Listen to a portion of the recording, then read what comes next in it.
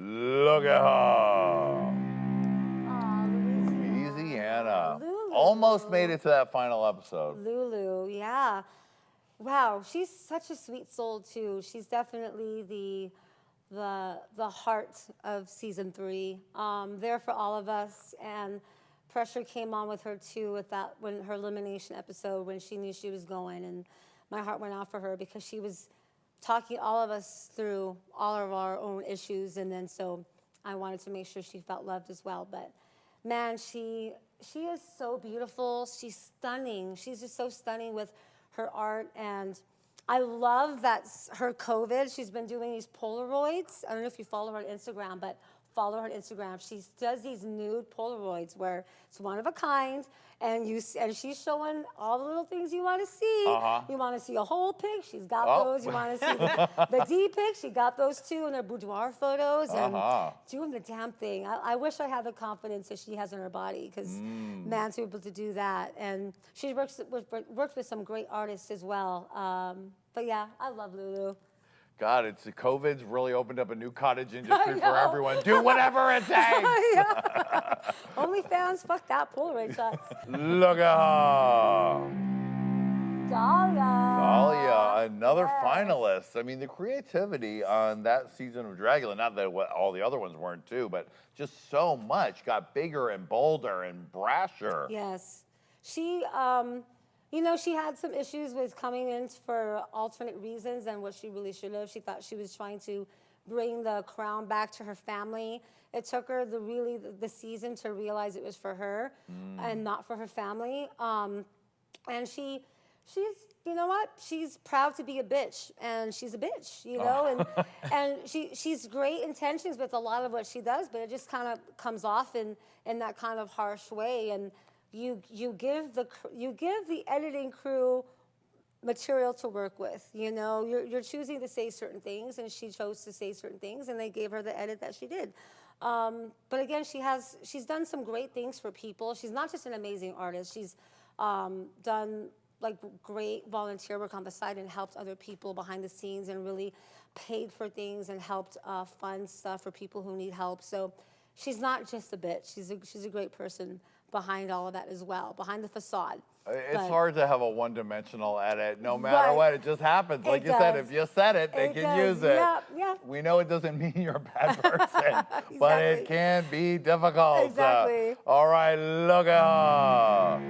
Legend. Yes. Now, you were the Sunny to her Cher. I was. I'm also the Hades to her Meg. Yeah. I've done a few numbers with her. When she asked me to be the Sunny to her Cher, I was like, is this real life? Right. Being a part of the Dreamgirls cast, for those who don't know, she's a producer and the owner of the Dreamgirls Review, who's been the #1 drag cast in the world, in the country for many times, long before Drag Race came along. That was, to be on the Dreamgirls Review cast, the whole country was like, if you're a dream girl, you were the shit. And they've had some powerhouse entertainers in there too. They have Morgan McMichaels and Raja and Delta Work, and all these great cast members.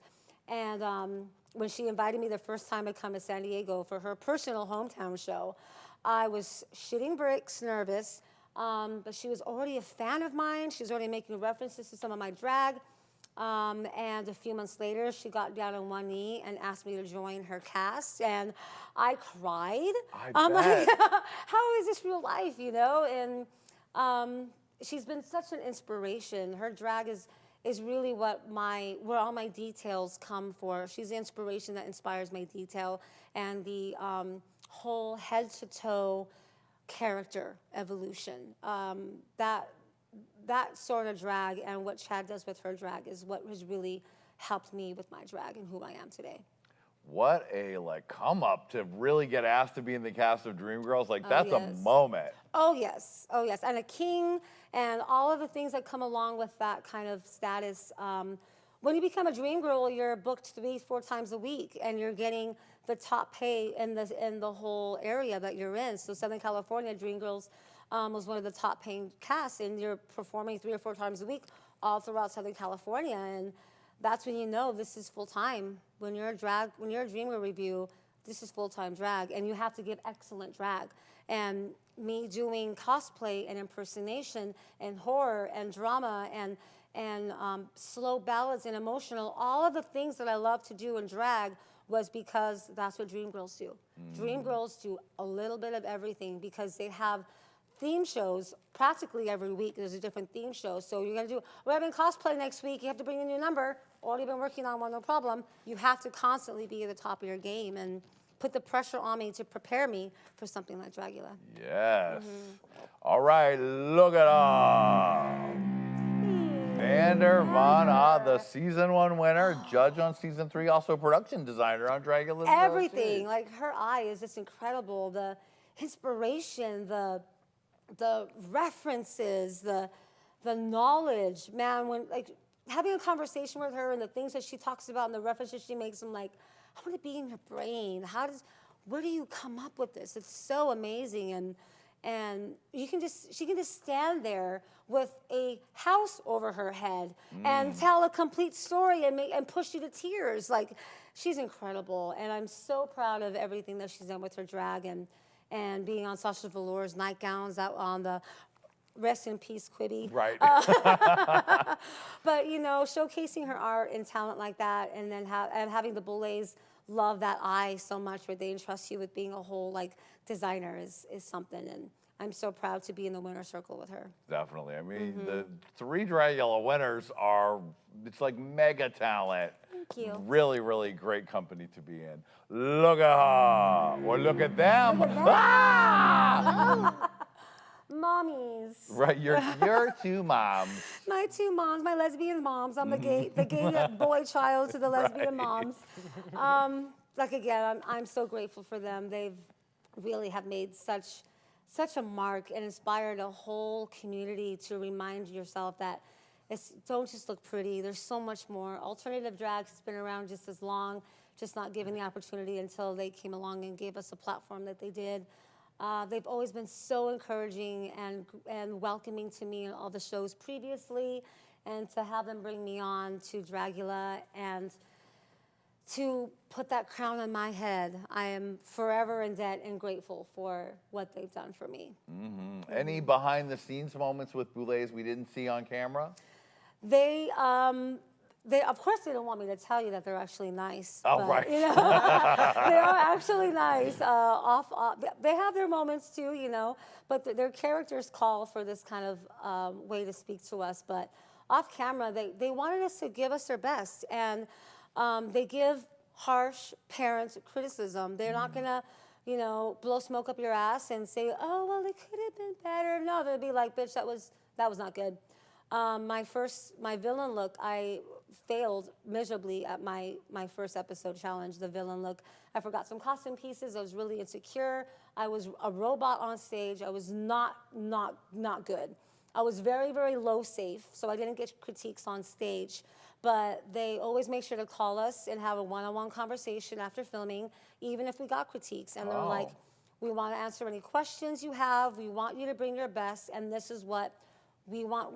We're encouraging you. We don't want you to just fail. We want everyone to compete against the best, so we know we're actually picking the best, you know?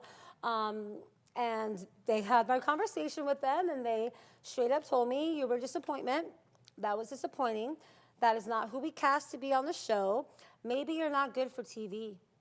And when you have them tell you, maybe you're not good for TV, like, I'm not gonna lie, I probably cried a little bit after getting that kind of feedback, but I knew that I was horrible, and I made sure to bring my best and do me.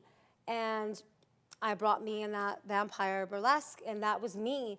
And for the rest of the show, they were just saying, vampire is you. Keep bringing you. Bring vampire. And of course, a different challenge every time, but bring vampire. I knew what they meant by that. Like, be you. We want you. Don't try to be something else. Just be you. And the best advice anyone can give you, especially the hosts and final judges of a whole reality show, when they tell you be you, that's who they want. You be you, bitch. Yes, yes, bitch. All right, and last but not least, this beautiful heavenly angel. Look at her.